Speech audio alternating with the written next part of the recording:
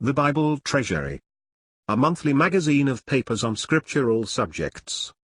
Volume 18, Article 39, 1890 and 1891. Saul. Ye daughters of Israel, weep over Saul. Who clothed you in scarlet, with other delights? Who put on ornaments of gold upon your apparel? How are the mighty fallen in the midst of the battle? 2 Samuel verse 1. The lamentation of David over Saul discovers a spirit the lack of which may well humble us. There is not a secret word in it suggestive of triumph over a fallen enemy, not an expression of selfish satisfaction at deliverance from his persecution. The cruelly unjust treatment which he had received at the hands of Saul for years, his many personal wrongs are all passed over. David remembers only the brilliant natural qualities which might have adorned a throne but were wholly powerless to shield him from the consequences of his headstrong will. But if we may not consider the history of Saul in a hard spirit, still less ought we to do so in a careless one. In every view of it, the subject is serious. As a warning, there is nothing more solemn, no record of a life with more exalted privileges, the morning of which opened with fairer promise, yet whose night closed in darker despair. But its interest does not end here. It throws light upon subjects the importance of which cannot be overrated.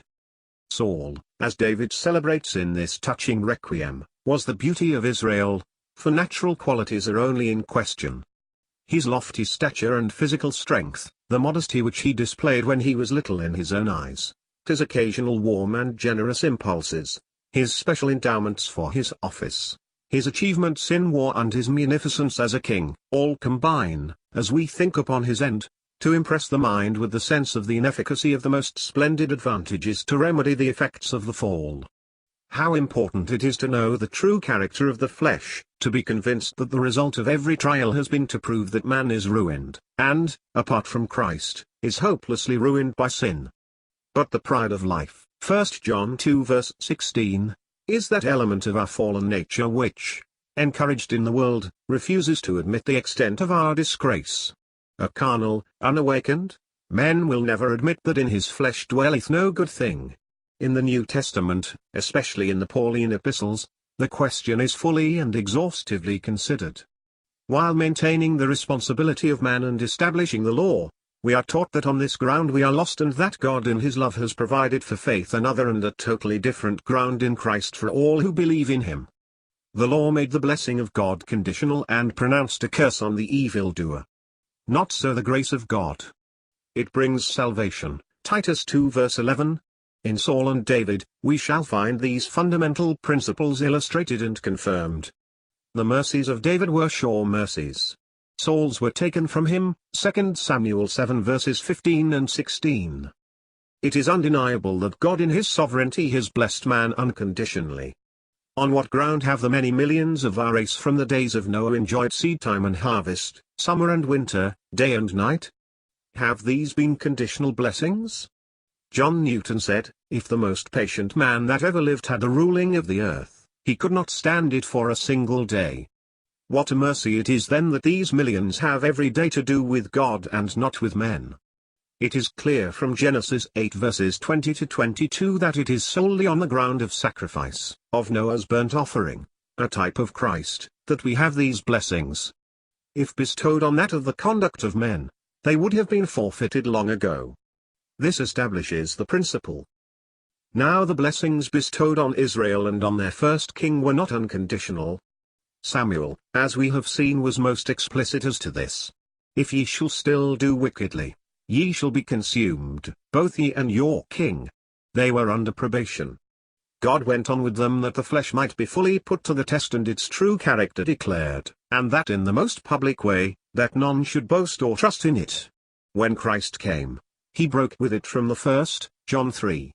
To this day we speak of the prodigal son, Luke 15. Like the elder brother, we dwell on his doings.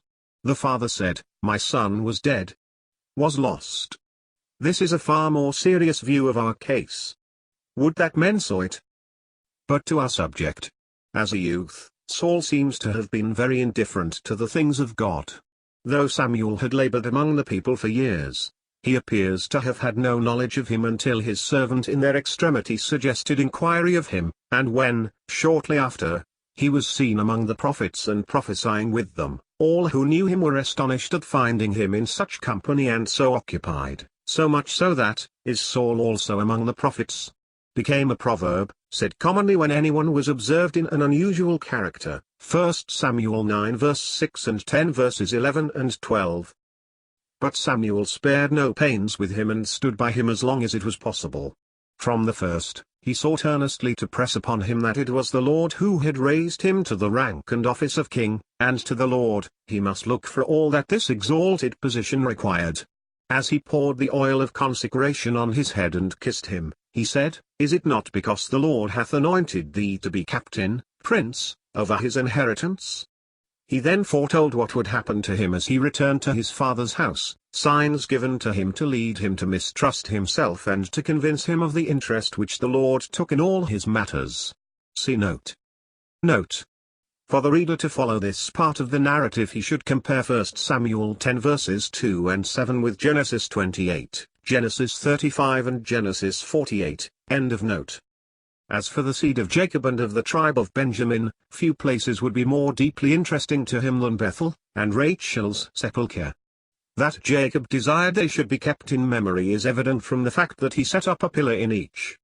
It is now said that Saul must have gone out of his way to reach Rachel's tomb. Be it so. It was the way Samuel directed him, and, we must think, purposely, however much out of his way. He was to learn his first lesson in the presence of the grave of one who, like himself, was beautiful and well-favored, yet, alas, who indulged a rebellious will as he did. Her passionate cry for children, without the smallest recognition of the will of God, Genesis 30 verse 1, contrasts unfavorably with Hannah's subject spirit and humble prayer to the Lord, and prepares us for the despair that overwhelmed her when that which she fondly dreamed would be a spring of happiness proved a bitter and a fatal draught of sorrow. How profound, how absorbing must have been her grief when she sought to make her innocent babe carry the remembrance of it all through life. It came to pass as her soul was in departing, for she died, that she called her child's name Benoni, the son of my sorrow. But the child never bore the name. His father covered it at once and forever with that of Benjamin, the son of my right hand.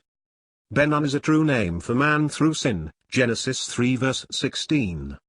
We are, as David said, fearfully and wonderfully made, yet shapen in iniquity and conceived in sin, and the Lord knoweth our frame and remembereth we are dust. So Abraham confessed, I am but dust and ashes. Saul, in all the fresh vigor of life, needed to be reminded of his true status as a man, that he might carry the consciousness of it when a king. But God had revealed himself to Jacob as the God of Abraham his father, and the God of Isaac, and God is not the God of the dead but of the living. His faith, therefore, looked beyond sorrow and death, while feeling both acutely, for he loved Rachel. She was right according to nature, but he was emphatically so according to resurrection, and now that Christ has come, it is our privilege to possess the clearest light on the truths which are only shadowed forth in these names. Jesus, to accomplish the purposes of grace, involuntary humility and infinite love became Benoni, the son of his mother's sorrow, and being found in fashion as a man, he humbled himself, and became obedient unto death, even the death of the cross. But, raised from the dead by the glory of the Father, he is revealed to faith, the son of his right hand. Rachel's sepulchre should have reminded Saul that, with all his advantages, he was still a Benoni, and, if he would cover that name with Benjamin, if his future course was not to be characterized by human sin and sorrow, but by divine power and blessing, it must be by faith, faith in the God of his father Jacob. The Christian is directed by the Spirit to another sepulchre, Romans 6 verse 4, Colossians 2 verse 12, how many, alas, have had this sign, and professed to have been buried with Christ in baptism, yet have given as little heed to it as we fear Saul did to his. There was, however, yet further instruction for him. Samuel told him that 2 men would meet him by the sepulchre who would say to him, The asses which thou wentest to seek are found. Why had he failed in so trifling a service? He was about to supersede a man of prayer, a judge where Ebenezer should never be forgotten. Was he competent to take his place? Could he judge the many thousands of Israel? The sign ought at least to have raised the question in his mind and led him to look away from himself. A hard thing perhaps for such a man to do. Yet, if he had learned this lesson, he would have welcomed the second sign given to make known to him the provision made by divine grace for all he would need. From Rachel, he is now to turn to Jacob, and from the tomb, man's house, to Bethel, the house of God. Jacob's circumstances when he first reached Luz, the place he afterwards called Bethel, might well compare with those of the most wretched on earth. Deservedly exiled from his family, homeless and friendless, his future uncertain, his possessions a staff, his bed the ground, and his pillow a stone, he lay down to sleep. But the Lord was in that place, and never had he such a revelation of him and of his infinite resources in heaven and on earth, or of richer promises of constant, watchful care and of future blessing than in Bethel, and he proved him faithful who had promised. There were still some in Israel who put their trust in the God of Jacob, and Samuel told Saul that 3 of these would meet him on their way to Bethel, their hands filled with their offerings, that they would seek his fellowship and would share these offerings with him if he had a heart to go with them. Would he, with a chastened spirit because of the first impressive sign, begin the new and untried path of leader and commander with an acknowledgement of dependence on the God of Bethel, whose faithfulness to Jacob was seen throughout his life, and filled his soul to overflowing with worship and blessing when dying? Hebrews 11 verse 21. Scripture offers us no answer to the question. The fulfillment of these 2 signs is briefly, very briefly, stated, but not a word is added as to their effect on Saul. We must gather this from his subsequent course,